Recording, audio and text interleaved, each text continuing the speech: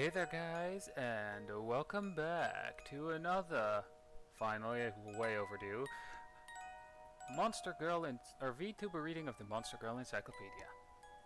So yeah, long overdue, I know.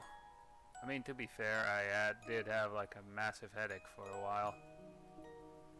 That did not want to go away anytime soon. Plus, I'm also having a lot more fun actually streaming. But I digress. Way overdue. Anyway, the Monster Girl we will be reading about today. I'm probably gonna butcher the name, so just a heads up. The Khepri, I think it's called.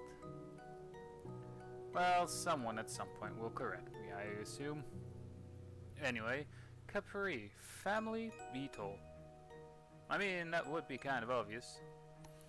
Type, arthropod. Again, really obvious. I mean, the arthropod type, well, with the arthropod I would say the hands and feet maybe, or the arms and legs actually. Anyway, habitat, desert, or deserts, ruins. It says deserts, ruins there, but nature, devoted and loyal. Alright. Alright, diet, airborne monster, mana, and the essence of human men. Of course. The diet no monster girl in this book can go without. Anyway, the Khepri are golden scarabs that live in colonies. Oh, that's a good sign already. He says sarcastically. They appear mysteriously and take up residence in desert and desert ruins that have lost their original master pharaohs. Page 50, I think that was literally the last one we read about. Wait, is it? Let me just quickly check here. Oh no, the Apophis was before this one. Anyway, Khepris are skilled in manipulating monster mana. They gather abundant mana as well as the mana monsters emit either through normal release or via copulation. Roll. Roll it into a ball and store it in the ruins where they make their homes. Khepris will swarm a human man who wanders into these ruins and take him to the royal chamber, where he receives his death by snoo snoo, no doubt. I mean, there are worse ways to go than a crushed pelvis.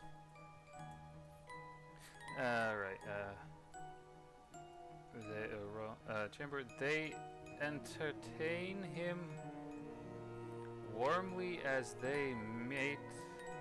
Wait, what? Yeah, warmly. Alright. As they mate with him one by one, they bring out the rolled up mana they've stored in anticipation of this moment, and each caprice pours her ball into him. The mana revitalizes his body, libido, and potency. I mean, the libido isn't that bad, I would assume. Well, unless it's one that sticks around for more than 4 hours, but, you know. Revitalizes him, and so that no matter how long the gale continues, he will at no point suffer from fatigue, flaccidity, or failure to produce essence. Alright.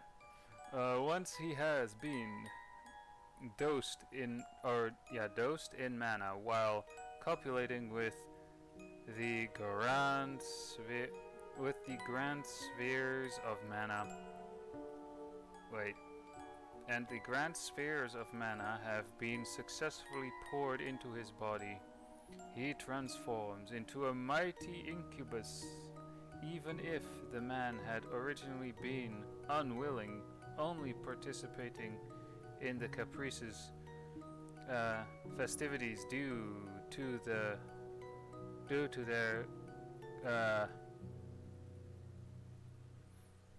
curved pleasure. Alright. He finds his mind now changed as he grows more powerful.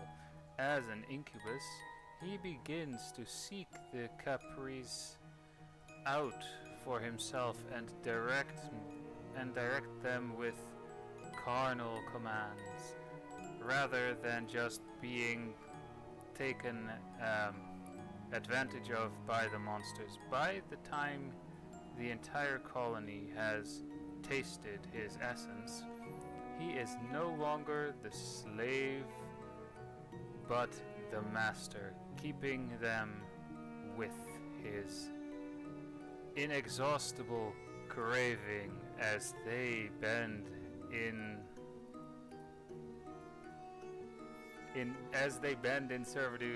servitude to his essence. Wow. I mean, just wow.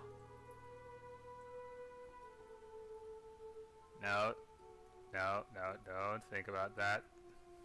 No. And that's more for me than for me saying that to you guys, that you shouldn't think about it. I know, it is tempting though. Although I will have to say, I do like the gold coloration of her outfit. Well, it's probably her actual body parts, but again, I'm just going to assume it's an outfit. To his essence, thus a new king of the Khepris is born, and ascends the therefore empty throne now that they once again have a ruler to serve. The Khepri's true nature is revealed once of absolute devotion. They lay all they have before him as his servants, soldiers, and wives.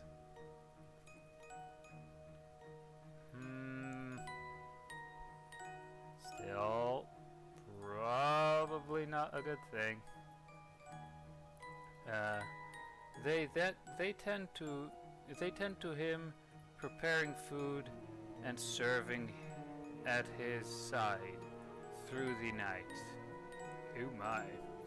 The new king lives in ruins made lavish by their hands, and dines on banquets they prepare with love.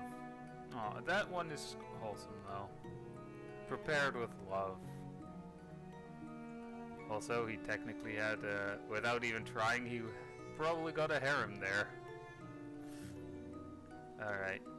He takes any Khepri he likes, whenever he likes, however he likes. All the Khepris in the country are born his servants. Alright. Yeah, I just had to double check if it actually said countrymen. It does. And their and their concubines. As such, every Khepri from the sweet slight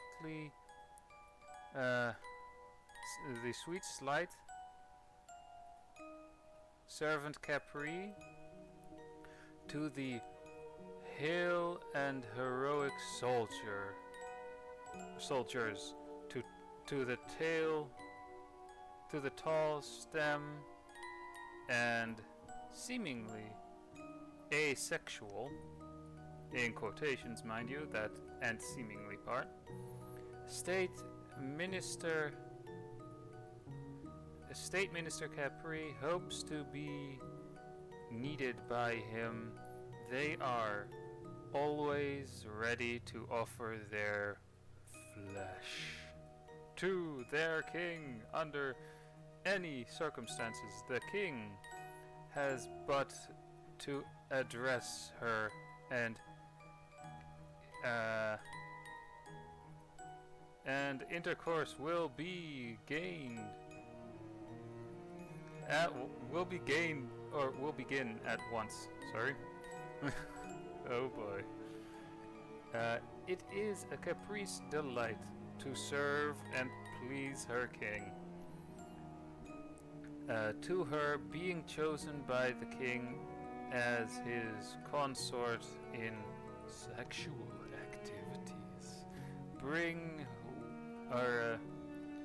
being wanted for her body is a joy and ecstasy above all others. Aww. Just as it was for the pharaohs, the Khepri's goal is to is the restoration of the lost kingdom. The wreckage surrounding the king's throne will thus transform into a monster realm. But how he rules, whether as a responsible administrator, loving and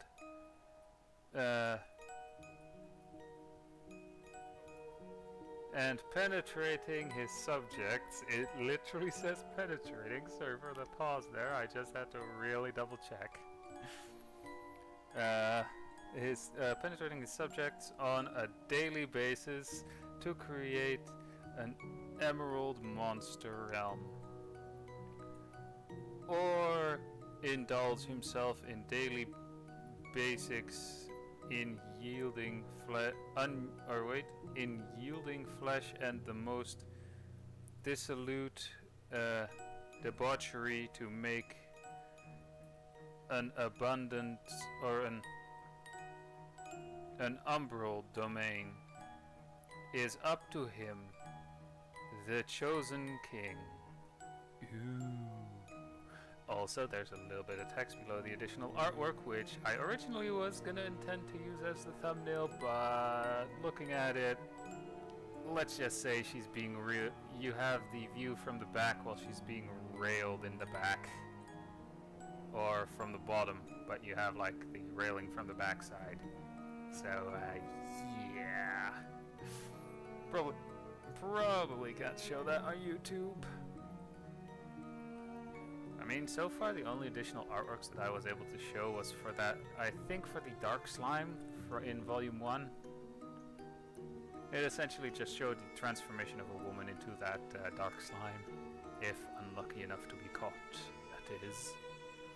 Anyway, all Khepri's exist for the sake of their ruler.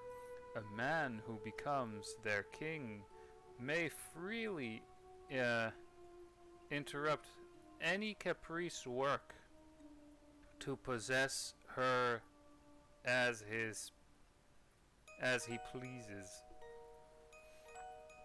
Alright, that was everything for the Khepri. Hope you guys enjoyed. Sorry this video probably is coming out a little late, but again, I honestly don't know why I'm recording this so late right now. But final thoughts. I like the design for the arms and legs. But would it be a monster girl that I go for? I mean, you get an instant loving harem, and essentially an entire frickin' army, but depending on how big the colony is, I guess, but